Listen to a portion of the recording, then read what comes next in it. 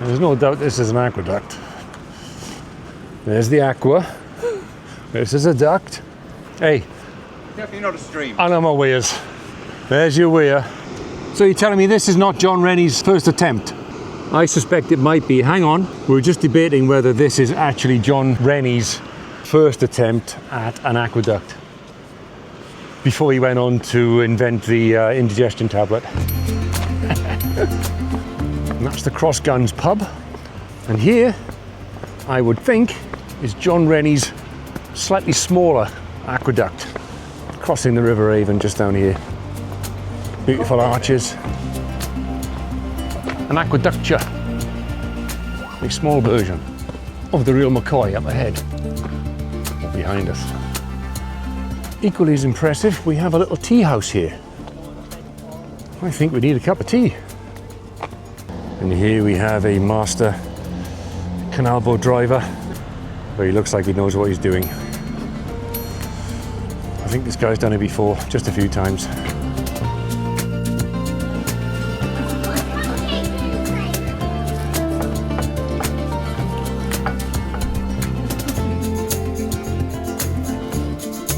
think that is the best sausage roll I've ever had.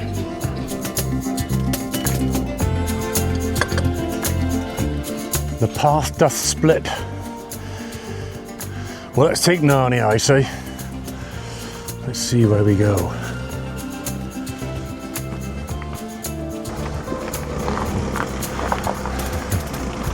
Hi. Up here at Tim Westwood. Well, we are just entering the picture-perfect village of Westwood. Not named after the famous DJ Tim Westwood. Into this wonderful autumnal scene. Oh, here he comes. Here's the friendly one. Hello, hello, hello, hello, hello, hello.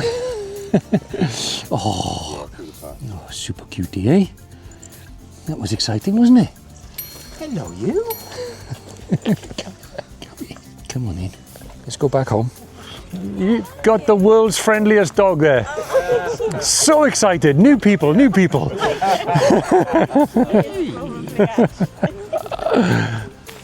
So go straight past the new inn.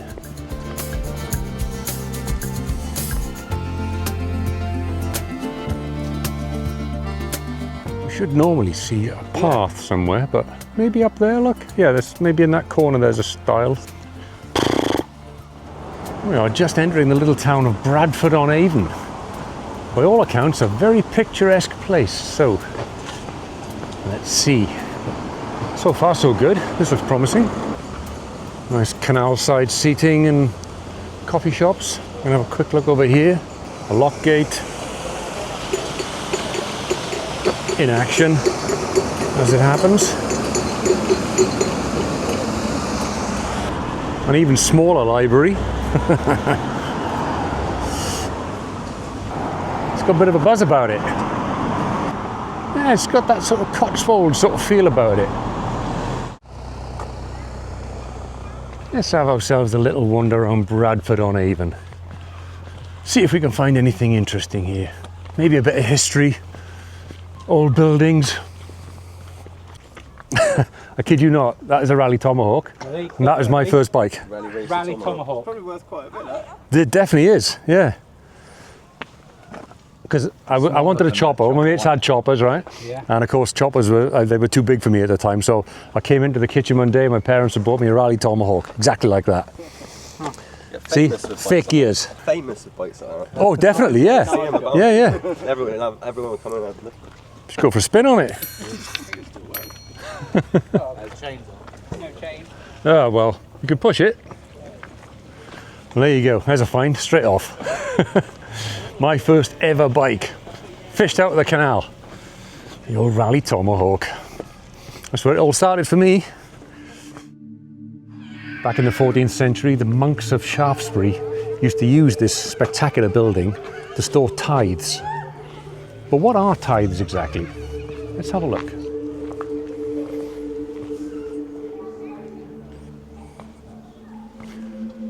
Tithes were a form of taxation, but they weren't called taxation. It was a system where the farmers of the area used to have to give 10% or 1/10 of their earnings or their produce to the local churches of the area. And they would be stored in barns like this and kept until the churches needed to use them. They were a kind of tax, and all sorts of things were kept, such as grain, wool, and other produce. This is one of the finest examples of a tithe barn in the country, and it's often said that you could tell the wealth of an area by the size of the barns. And in this case, this particular tithe barn used to have 14 bays, I think they were called, and that's probably how they were marked off here, where they would have stored the tithes. I can imagine big mounds of grain or maybe wool here, stored up, ready to be used by the monks of the abbey whenever they were ready. And this is so well preserved that the incredible curved beams up on the roof are one of its features. And why? It is a Grade 1 listed building today. So this tithe barn measures 51 metres long and 33 feet or 10 metres wide. It features a very impressive raised crook roof, which is a beautiful showcase of the medieval timber and framing at the time. Maybe we can see a little better from this angle.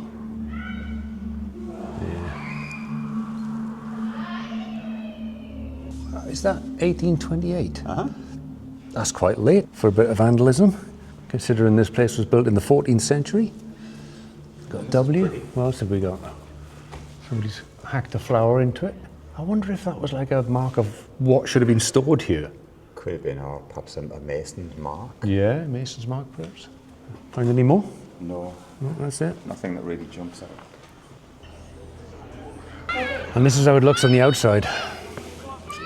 Like a big church, I suppose, but it's not. We've seen it on the inside now. It's just a big cavernous barn inside. And these are the 14 dividing buttresses that you can see here that would probably have stored all the grain and the produce inside to keep it dry and safe. Oh, a pigeon loft. Look, a pigeon loft. Oh, yeah. With pigeons. Yeah, what a positively pleasant place. Yeah. There it is. Alliteration there.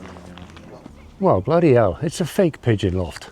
Actually, no, it is a real pigeon loft, but the drawings of the pigeons are fake. Is that right? There's some holes, aren't there? Yeah. We've got a very happy man up ahead here.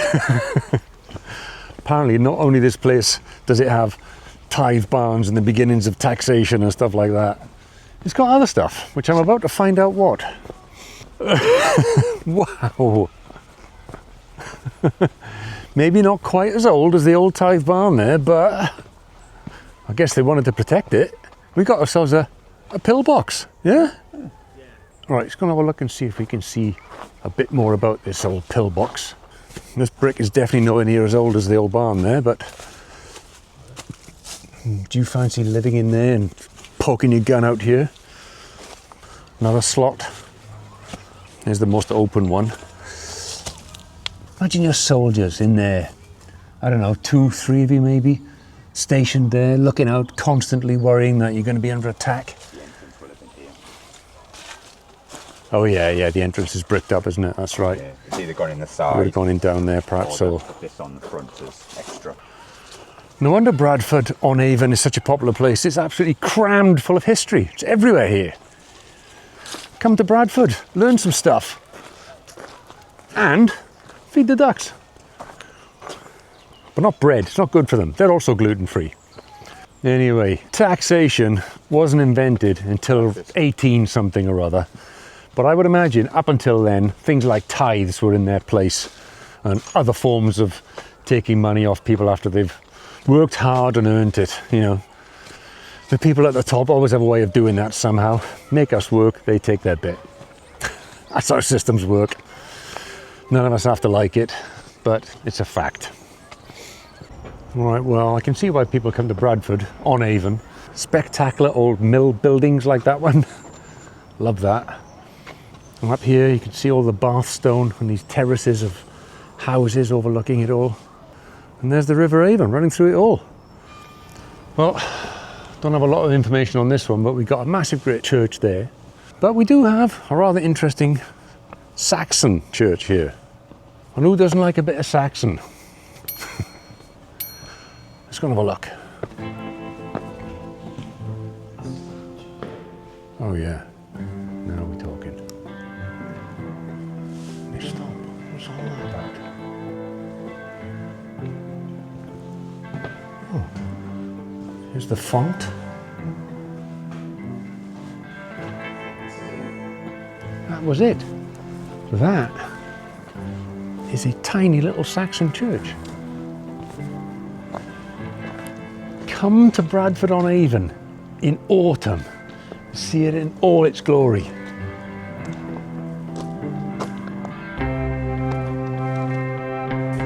Tribute to Biff and the boys there.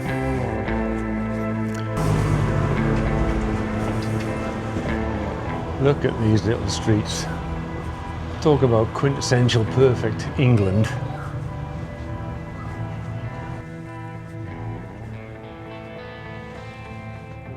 Come to Bradford-on-Avon, it's full of these little secret little alleys everywhere, going to people's houses or leading somewhere else.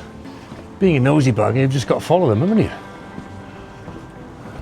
You could be mistaken for thinking you're in Yorkshire, the Cotswolds, the Chilterns, anywhere. But we are in fact, well, where are we? Are we in the Cotswolds? Sort of Cotswolds, like, yeah, it is. It's all Bathstone. I forgot what I was for a minute. Could be anywhere.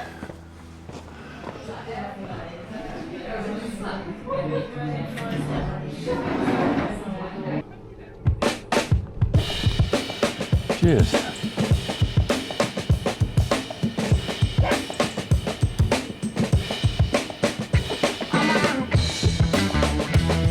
Right, let's get over here. Well, I have had a full pint of beer. It's a slightly risky manoeuvre. We're going to check out a Canalside record store and see what vinyl we can pick up, or at least have a look. 80s, 70s, 70s. What's this? Tiger. Bit of Neil Young. TV movie themes was 70s, wasn't it? Yeah.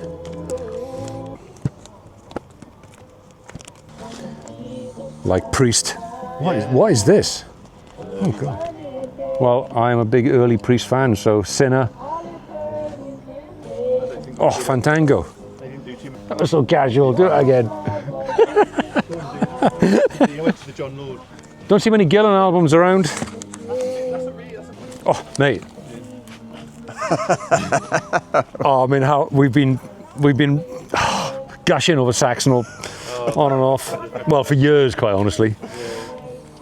Can't beat a bit of Biff and the boys. British Steel, absolute classic. Mate, I'm on a roll here. Aerosmith, never liked them.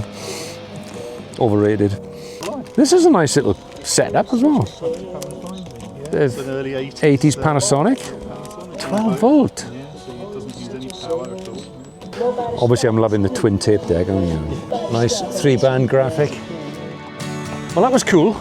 We just had a little glimpse into the world of retro vinyl from a real fan. I'm really, with all this vinyl talk going on, I'm really tempted to somehow rig up a record player if I can find a small space somewhere in my house. I'll be a happy man. I like whiskey.